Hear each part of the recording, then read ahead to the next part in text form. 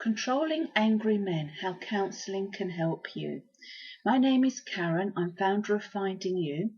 Finding You is a private counselling practice based at Stansted Abbots in East Herts.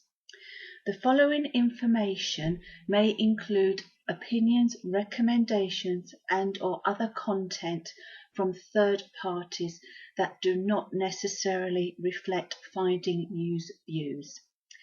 Finding You have a strict confidentiality policies. Some of the details and/or information have been changed to protect X's identity.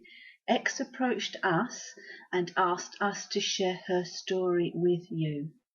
Names will remain confidential, and I will refer to the lady in question as X and the man she refers to as M. X hopes that by sharing her story, others in her position, women and men, will know that they are not alone and perhaps will gain some strength and hope from it. It took many years before I was able to break away from what I considered was a very abusive relationship, during which I felt bullied, harassed, controlled and continually undermined. I feel that the controlling behaviour, or perhaps that is when I started to take note of it, kicked in after the birth of our first child. M insisted that he knew best and continually criticised the way in which I looked after my child. Breastfeeding, for example, was all about getting my breasts at the right angles and mine were all wrong. He was useless, incapable of breastfeeding my child.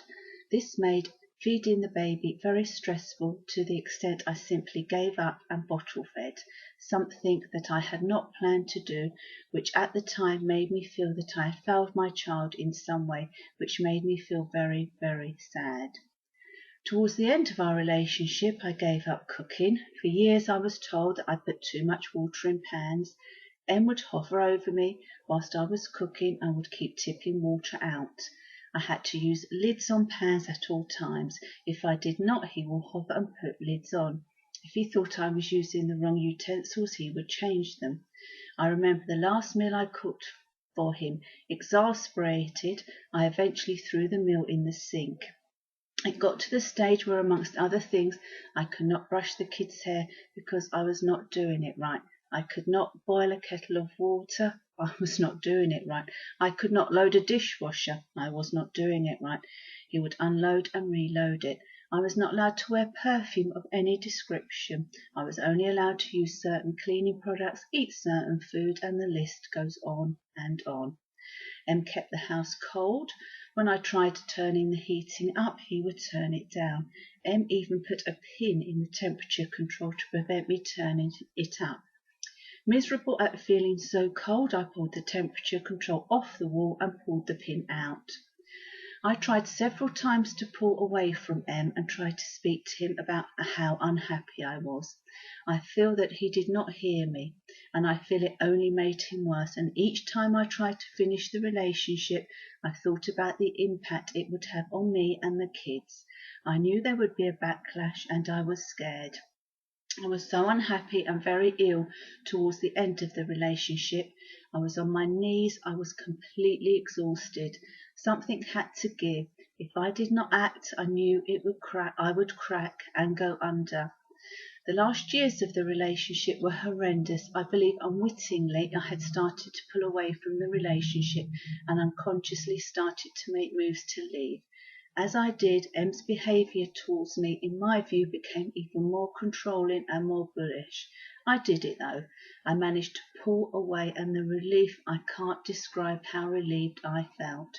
From that point on, I started to regain my strength and slowly began to feel so much happier and so much better. It was very, very hard. When you have been told that you are useless and worthless and that everything is your fault over and over again, year after year, it sticks and you believe it. In this relationship, I could not do right from wrong, and even though this relationship has finished, I still cannot do right from wrong. I was right to be scared about the backlash. It's been horrendous. I feel that the bullying continues, but M now behind a solicitor who does most of the legwork for him. However, Thanks to counselling, therapy, some very close loyal friends and family, I am a far stronger person than I was. I have regained my dignity, my confidence and my self-respect. Counselling provided a safe space in which I could talk freely and in confidence. The counsellor facilitated and invited me to explore the relationship I had with Em and other issues that arose during the counselling process. I was surprised at the issues that arose and what I learnt about me. The counselling process somehow made me conscious of a lot of things that I had been unaware of. I took a long, hard look at me, the good and the bad. I explored my feelings, why I did what I did, and took a long, hard look at the choices I had made. Why had I been so compliant? How had I become so trapped? As I began to understand me, I began to grow and change. My confidence started to come back. I started to feel a lot happier in myself, and I stopped feeling worthless and useless, even though I was still being told I was. X tells us that she has sought protection from M from the courts and the police and has had to call the police out to her home on several occasions.